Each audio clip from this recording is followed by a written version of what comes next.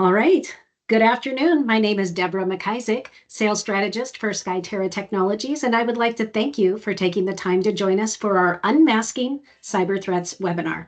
Today, you'll be learning from Dan Bergeron, our co-founder of SkyTerra Technologies. Dan has an extensive information technology career in the financial services and VAR industries with organizations such as Wellington Management and Presidio. Dan co-founded SkyTerra almost 10 years ago on the principle of selling solutions, not product. And he's guided the growth of SkyTerra Technologies throughout North America, including both the United States and Canada. So while serving hundreds of clients, SkyTerra's strength is firmly grounded in the crossroads of where security and data meet. I'll let him in. Dan, would you mind sharing just a little bit of what we're going to go over today? Yeah, and I'll present the teams here momentarily. Just a second.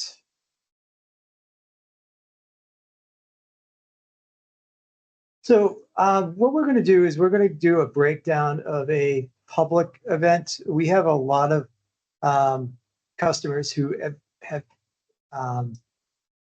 unfortunately run into incidents and actually a lot of new customers is usually how we find them, who have gone through a lot of cybersecurity events in the past 10 years that we've been in existence. But I wanted to take this time with this city a little bit to our south in Arlington, Massachusetts, to review how they were compromised, because it's we were not part of this. We're not a vendor with them. We're not affiliated with them in any way. But when we went through the breakdown of how this likely occurred with them, it was very similar to what we've seen in other organizations. And we believe that there's a lot of easy things you can do to help protect yourself from these type of events from occurring, which I think is why many of our customers just have been very fortunate to not have run into this type of event. So we took this as an opportunity to present this to you, and hopefully this will be helpful. Great. So before we get started, maybe you could share with us a little bit about what qualifies you to speak about cybersecurity. Yeah, so this is a funny question. There's a lot of other players in the security space out there, and they talk very hard about their affiliations with certain vendors and how they do things and their vast experience in the space. But we've been doing cybersecurity across this with folks in this organization from the days of the Melissa virus, Santa Corva, dealt heavily with the SolarWinds breach a few years ago, and all sorts of ransomware, et cetera.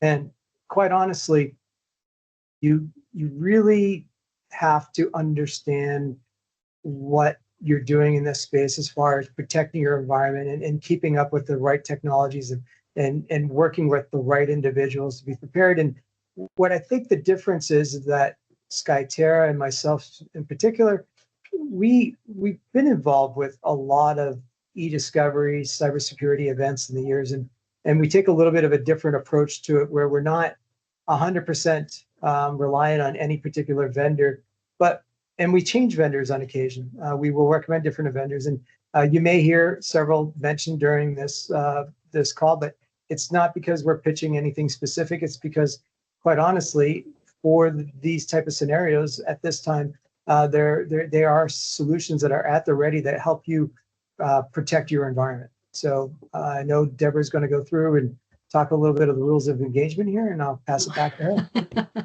I can cover some housekeeping items because this is a Microsoft Teams webinar. All lines are currently muted, but you're more than welcome to use the chat to let us know if you have any questions that you may have. And of course, we're recording, so the recording and any and all resources mentioned will be available to you over the next few days. And if Dan wants to, I can release the Kraken and free up your microphones if you'd like to have a verbal conversation if you guys have something you really want to discuss. So back at you, Dan. Super. Yeah. So as you see here, I've got the city of Arlington, Mass. They actually lost $446,000 or more through the cyber event over about a 4 or 5 month period. And this is kind of normal, where these events don't just happen quickly.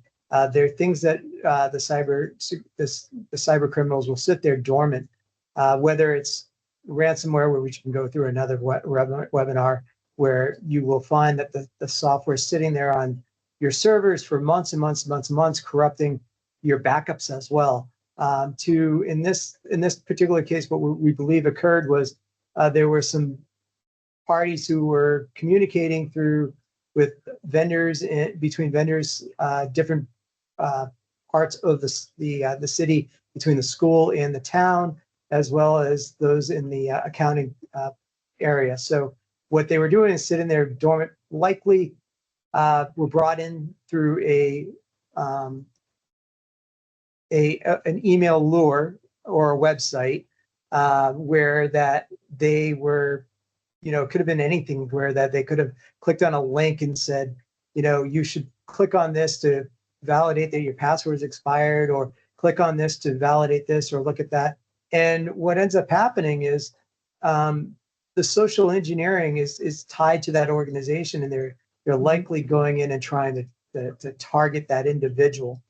And there are tools out there like a Proofpoint or Mimecast, or Microsoft has their native Microsoft anti-spam antivirus, which does a decent job of trying to find these, but it's not perfect. You can also in this, you can see when you're hovering over the hyperlink, it actually also shows where the link is, where they're trying to go, and it says an AWS website. So this wasn't a Microsoft website. So there's little tips and tricks and little things you can do to prepare for this, as well as the cyber awareness training, which is a very big part of teaching your employees to be aware of cyber events. And a lot of organizations have adopted. We're very pleased with seeing the cyber awareness programs, and quite honestly, the likes of KnowBe4 and Mimecast and others have done a phenomenal job of their cybersecurity programs and videos and such, that even as somebody who's been working with email for 30 years, I enjoy going through the materials, and I learn something all the time. But we're going to go through this a little bit more because it gets really sophisticated. This is next page is our login page, right, for myself, where you can see we have our branding behind the scenes, and what happens on something like this is that the cyber criminal will go and actually steal your image on the backside. They'll steal your logo. They will hijack it, and when you click on the link, it will look just like your website. And people will ask sometimes, well, really can't help that, but there are things that you can do for this as well. There's a concept of brand awareness and brand exploration that happens out there, where you can buy software that will put pixels on your website and on your pages, so that if somebody is a bad actor and this website pops up in China or Russia or some other location, and it's not supposed to, you'll get an alert on this, and you can work with the likes of a Mimecast or others who have similar products and have those websites taken down. But you're also aware that this bad actor is starting to form this in the back end, right? As they're building their traps, they're building these websites. Your pixel shows up on a website, and then all of a sudden it shows up in an alarm. You go and investigate it, and it's something you can do to work with getting that taken down. And so I'm going to go a little bit further into this. So once the bad actor gets their credentials, which they often do through their social engineering, they will then give them access to their mailbox. And what happens is the bad actor will create hidden mailbox rules. And this is something where the individual may not know, because what happens is they will create a rule that says once a message goes into the mailbox, it immediately goes in, it is forwarded to the bad actor, and then it'll get deleted and put into like an RSS feed, mailbox, junk mail, or other places where an individual doesn't really use those mailboxes. And again, this is actually something that's fairly simple to alert on and protect against. Microsoft has one of their SKUs, which is Microsoft Defender for Office 365 Plan 2, which has a component that will actually alert, again, to your SIM, alert you through email. And also, if you want, you can actually have it either shut down the mailbox or prevent these rules from being created, leveraging that one SKU. That SKU does have other great pieces, such as the ability to do the URL inspection, et cetera. But just that one little piece, if you own that license, you're able to easily prevent this rule creation from occurring and or alert you so that you know it's happening. So let's say this bad actor got through the first couple of pieces, got you lured in, got your credentials, got into your mailbox, and then now there's this concept of lookalike domain injection, which it's working for me. Oh, there we go. Lookalike domain injection. So this, as I mentioned earlier in the beginning, there's a concept of the bad actor sitting there dormant inside the mailbox. We've seen compromises sitting in a mailbox, or sometimes it's your vendor's mailbox, by the way, that will be sitting there and they're waiting for an interaction between the person being targeted as well as the vendor. And they're waiting for that right moment to actually take over the conversation. So what will happen is, and you'll see here with a lookalike domain, that they may add an extra S, they may spell things, they change letters around, and that domain because the email will, what they'll do is they'll copy the contents of the email and then they'll inject that that conversation inside of a new domain, a new DNS, and they'll just continue the conversation as if it's the person you've been talking to the whole time, and the party is not aware of this whatsoever, because why would they be? They've been conversing with the other person for months on this thread, or at least in constant communication with them, but this is going through a different domain. So this is a common scheme that we've been seeing in a lot of these organizations. So again, what do you do with this? What we've seen very successful, and one of probably the most innovative products I've seen come to light in the past 20 years, is a product called CyberGraph. And CyberGraph will look for numerous characteristics using AI of communications going back and forth with an individual, whether it's this is a new domain, this is a new DNS record, this email looks suspicious for one reason or another. And what's really cool about this injection that Mimecast does with CyberGraph is they put it at the top of the message in HTML. So whether you're using Outlook Web Access, you're using your native Outlook, you're using Outlook for the Mac, you're using your phone, your iPad, this message will always show up and will help protect the individual who's been really targeted and very sleuthily taken advantage of by the bad actor. And honestly, I've seen this in action, and I really feel bad for the person. And they've gone through the cyber awareness program, they've gone through everything that they're supposed to, and this one little character in the DNS could ruin their lives. I mean, I've unfortunately had to see people cry over this being taken advantage of. So putting a product like in this has saved the day over and over again. I personally had a very interesting one. I was communicating with somebody from Silicon Valley Bank. It's a friend of mine from back in the days when I worked at Wellington, and he and I were conversing. Silicon Valley Bank, if you may or may not remember, had basically abruptly had to close down last year, and the individual showed up at a new place with a new email address and quickly was able to converse with me. But I got my lookalike name that said, hey, you may know this person, but you're showing up with a different domain. Do you want to trust it? And I did. I looked at it a little bit closer, and I reached out to Will. I made sure it was him. I always took a little bit extra caution because somebody could have been taking advantage of that situation and taking advantage of myself as somebody who may have access in our organization.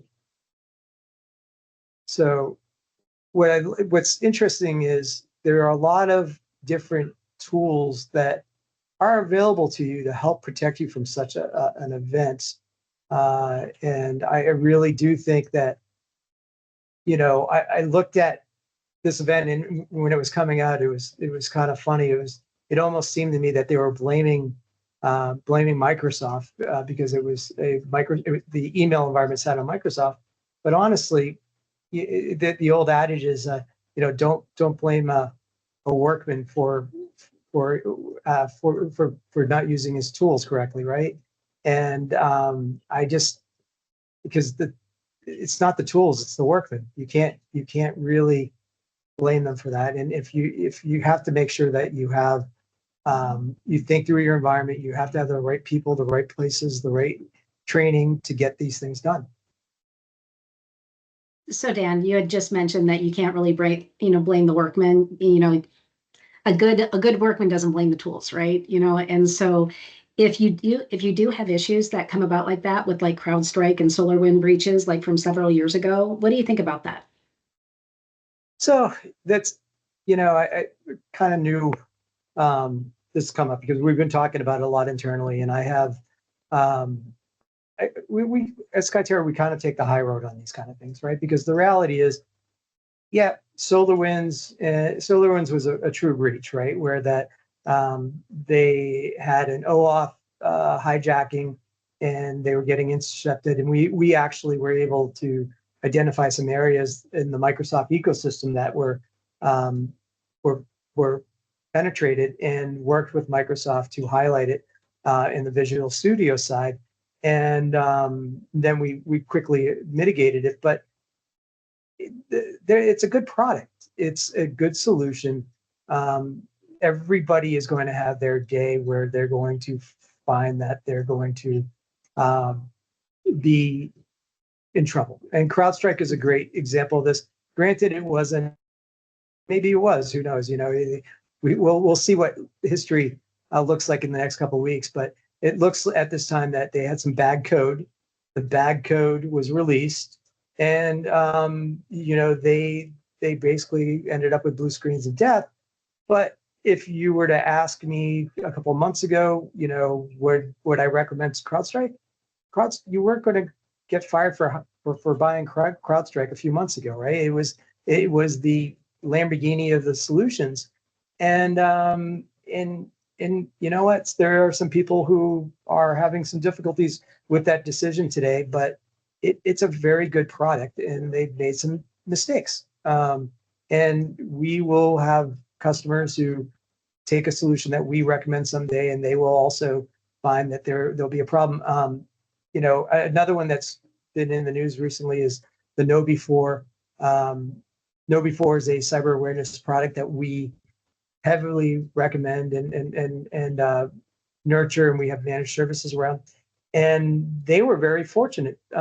They apparently had hired a bad actor from North Korea, missed background checks. The guy figured out a way into the organization, and within hours of being onboarded, was trying to load up malware to the KnowBe4 organization. Fortunately, they had the right tools in the right place, doing the right things, and they were able to capture that and prevent it from impacting their environment. And it's a security organization, right? The KnowBe4 trains people on this, and somehow this person made it through interviewing and got onboarded. Where there's a will, there's a way, I like to say, right? You can only do what you can do, and you've got to provide the right tools to individuals to make their best attempt. So I do have some takeaways, but before I get to that, I'd love to open up the door to questions. And if you'd like, there's only a couple people on, we can open up the audio as well if you'd like. All right, let me go ahead. Any questions, gentlemen?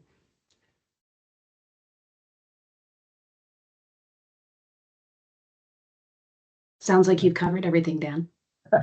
Yeah, and I recognize a couple of the names. They could always reach out to myself or to Brett or yourself or but let me get to the next page real quick. So really, I know I went through this very quickly, but I think it's helpful to understand all the different components of it. And again, blaming the tools for poor work.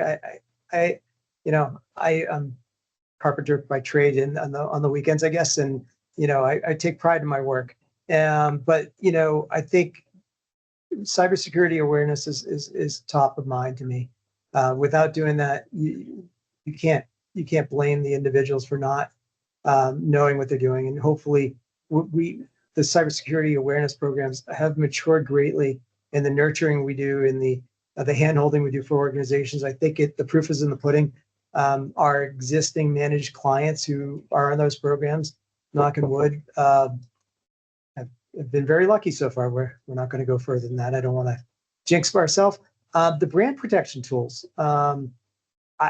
I'm amazed by this technology. The ability to put this in place, and it does a lot more.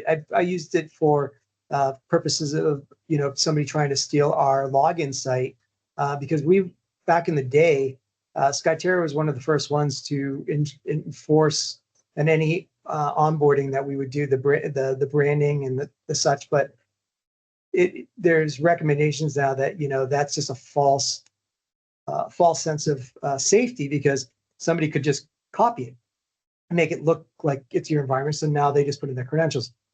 So adding that brand protection and highlighting that pixel, we've seen that work tremendously well. And not only for that, but also for your regular website. So it's looking at whether or not somebody's just trying to pretend to be your organization and pretend to be. So if there's another SkyTerra out there that's trying to steal our image, our business, we'll know about it. The Outlook Defender Plan 2 to mitigate the Outlook rules. Our SOC, our MSSP side of the house, occasionally we'll get alerts on that. And it's always a real person who gets phished. And we've put in the right pieces in there to protect against, with MFA, with conditional access, with user risk and all that stuff. But again, these social engineers are really smart, and occasionally somebody does get targeted and they're able to get by. So you have to do that. DMARC analyzer, SPS, DKIM, didn't get into that too much, but this is just email hygiene 101, right? Back in the day, you just had to have your SPF records really well done. DKIM came into really strong enforcement several years ago, and that DMARC analyzer in the past 6 to 12 months has become even further highlighted.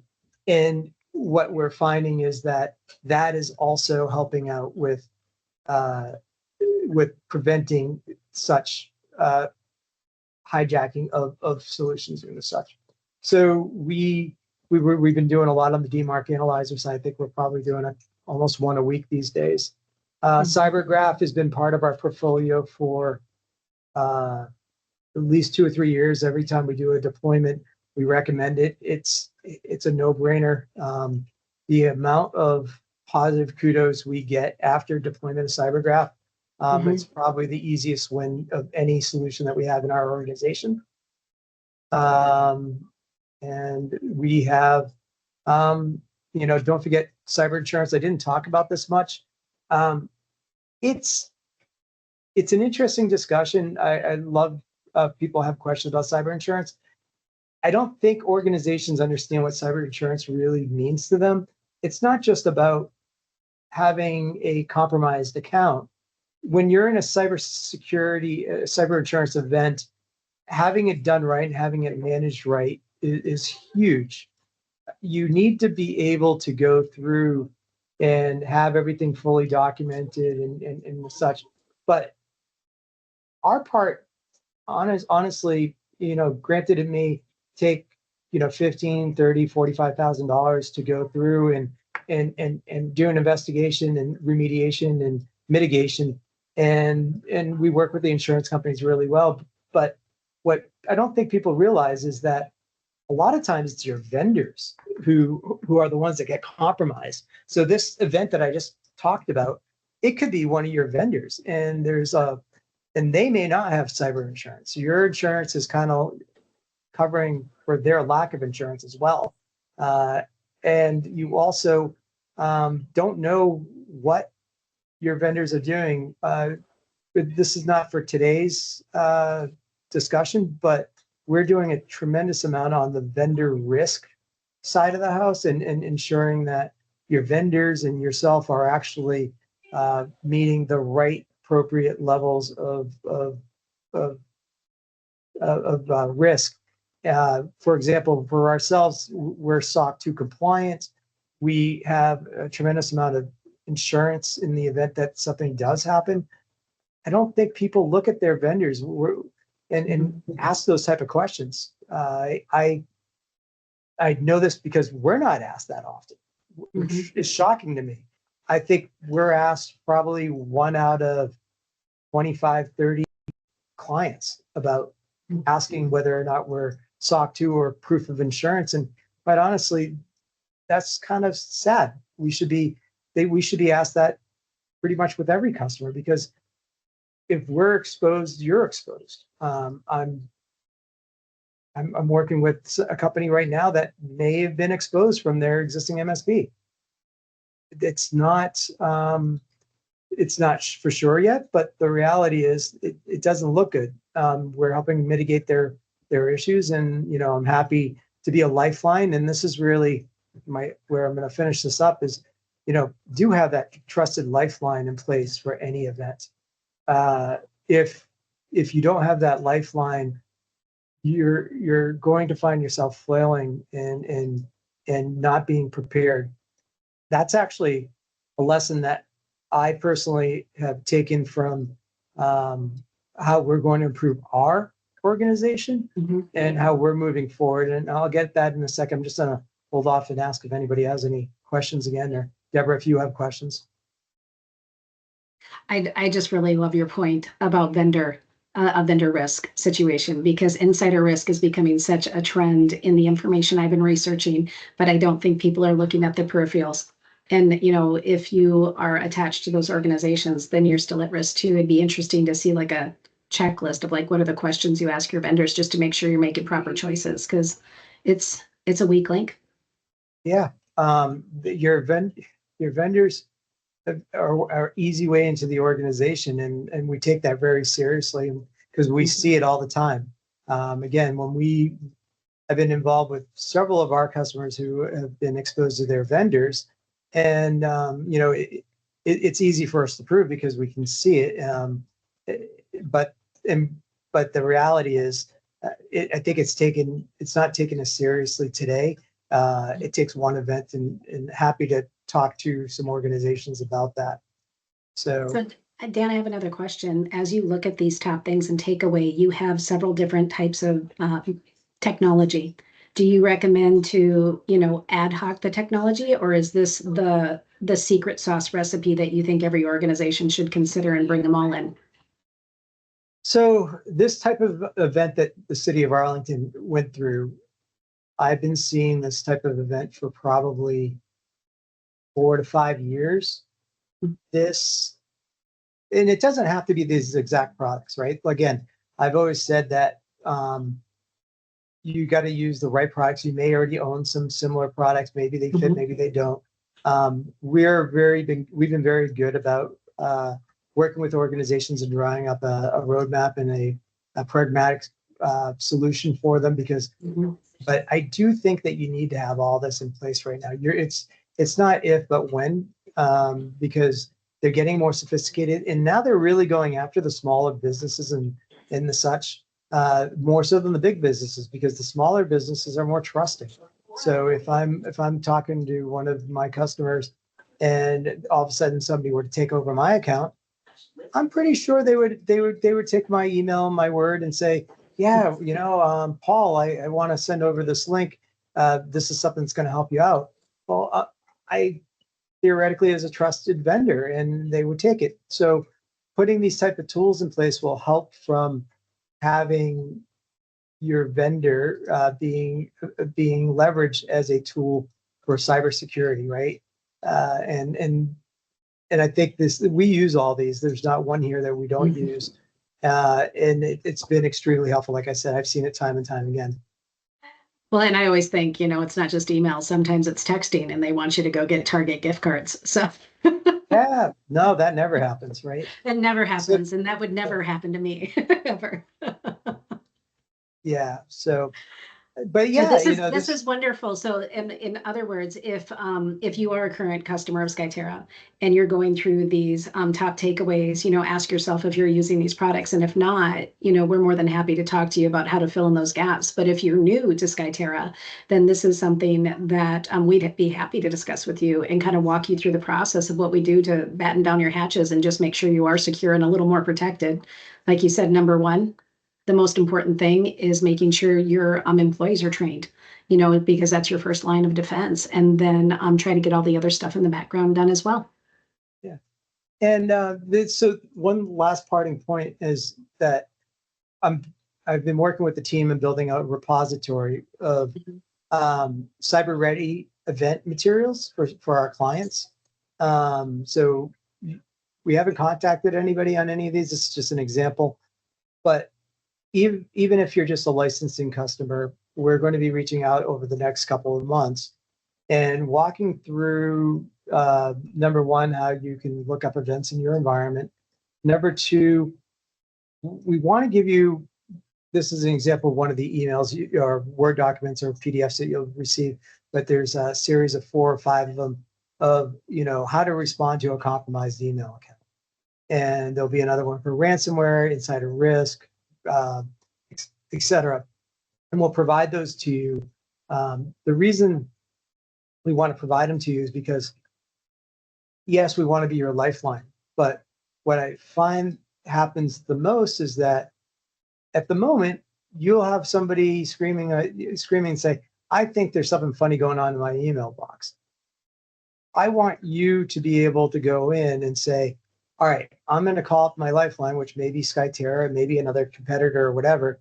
Hopefully it's us, but I want to give them some materials that they can leverage to go through and hopefully help out their, finance director or, front office administrator, whomever it is, get them in a position that they're no longer compromised, in a steady state, grab the details that they need to get them gathered while they're sending out that lifeline to us to help them out, because we're here to help, but the reality is it may take 5 minutes, 10 minutes, 15, 2 hours. It depends on what you're dealing with before we really get engaged and really get ready. So we want to set you up for success in one of these situations, as well as set you up with the right materials and things to be ready for in the event of a crisis. And this will be for our normal licensing CSP clients. There'll be a version for that. There'll be a version for our managed services clients, as well as our managed security services clients, because each one of them will be in a different place in how we have certain things in place for them so that we can have a game of attack to help in the event of an issue. So it's one of the things that I just want to do a little bit differently, is being prepared and giving you the materials you need to be successful. And quite honestly, I see this as a lack of what other organizations do in this space. When I asked our clients, you're working with, let's say, an Arctic Wolf or a CrowdStrike or some organization like that. I asked them, like, so what do you guys do when there's a problem? And they said, well, we'll get an email or we'll get a phone call or we'll get whatever. And it's up to us. And I'm like, well, did they give you any like information on, what to do, like how to guide you through? And it sounds like they mostly get crickets. And being one of the founders of the organization, I want to be better than that. This is why we built this organization. I want to sincerely help companies out in these type of times when they're most in distress. I did put in the chat the link to the Arlington article if you're curious about the source of this conversation and what kind of, what was the impetus of us wanting to create this. And then, of course, if you want to reach out to your account exec or your customer success manager at SkyTerra, then we'd be happy to help you with any questions that you have about your account and how you are best prepared. If you're new to SkyTerra, I'm going to put in the link to my information so you can grab some time on my calendar if it's convenient, and we'll be happy to answer any questions that you have as well. So Dan, do you have any parting thoughts or words of wisdom for our participants today or those that watch our recording? No, I thank you guys for your time and really appreciate it. And I've appreciated your business. And again, hopefully we'll be reaching out in the upcoming months with these documents that, like I said, we're forming, and also with some really great information on how we can help you prepare for events just like this. And we look forward to talking to you further or having you attend additional webinars in the future on data governance and risk mitigation, et cetera. And vendor risk management now. So we're going to add that to our list, aren't we? Perfect. We are. Thank you. Well, thank you so much for joining us at SkyTerra Technology today. Have a great week.